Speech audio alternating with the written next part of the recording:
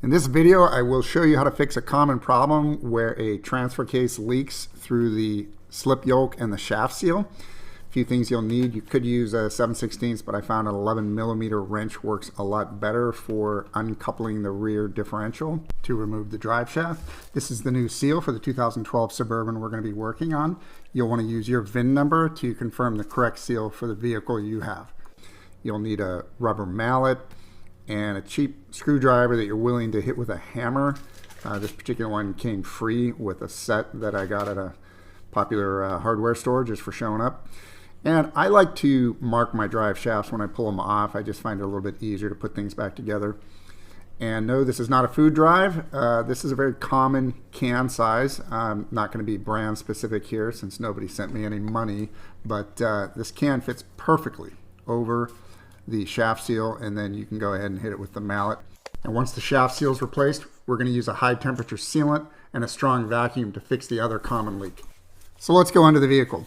Now, I discovered this particular transfer case leak when I was going under to replace the transfer case fluid, and as you can see, I saw all kinds of fluid sprayed all over the place, and you can see that the forward U-joint had spun fluid all over the underside of the vehicle, and you can even see it hanging off some of the bolts here.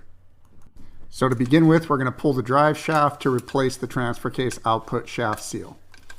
You can see I've already marked this U-joint for removal, but I'm not going to make you sit through all this. I've already removed the other strap, so once we get this one off, then the drive shaft will pull right off the vehicle. And once we do that, we can go ahead and slide the slip yoke away from the transfer case output shaft. You can see I marked that as well. And with the slip yoke out of the way, we can now start removing the seal, and just hook your screwdriver around the metal edge and start tapping. You really do not need to work your way around the full perimeter of the seal. Tapping about a third of the perimeter was enough for me to get this out easily. And then the rubber dust cover does have a weep hole, and you'll see that that's on the bottom. You want to make sure you do that with the new seal as well. And we'll talk about this blue dot a little bit later.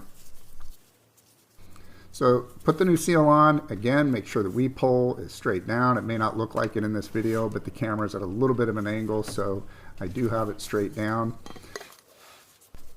Now, unfortunately, I did have to reposition the camera to give you a better view of this process, and I just know you want to hit that subscribe button for a tip like this. I got to tell you, this can work really well.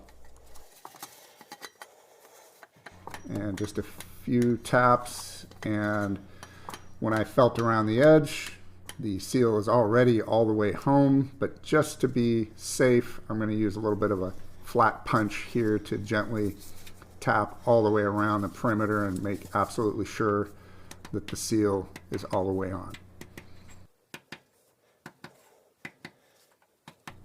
Now, the drive shaft is still off the vehicle. And as you can see, the slip yoke, I put a little bit of rag in there to keep it from dripping, but on the back side, there's a metal plug. And right now it's all wet. It's got all kinds of grease on there. That makes it suspect for part of the leak problem. And you can use your favorite engine degreaser, brake cleaner, whatever you want. Get all the grease out, and this is what it looks like. You can see there's a seam all the way around the plug, and we're going to test it. I also degreased the inside of the slip yoke. So we're going to fill it with rubbing alcohol, which is perfect. It's very thin, and it will make it through any leaks in that seam. So now all we have to do is wait. And if you look at the back side there, we caught it in the act here with the video. There it is. Here, I'll give you an instant slow-mo replay on that.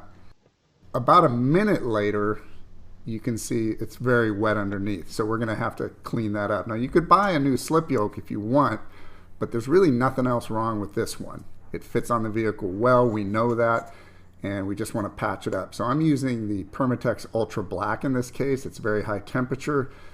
If there's a downside, it's that you have to wait. It says 24 hours on there. We're definitely going to let the truck sit overnight. My fingers aren't that small, so I had better luck using a Q-tip to apply a generous amount of the sealant all the way around the perimeter of that metal plug.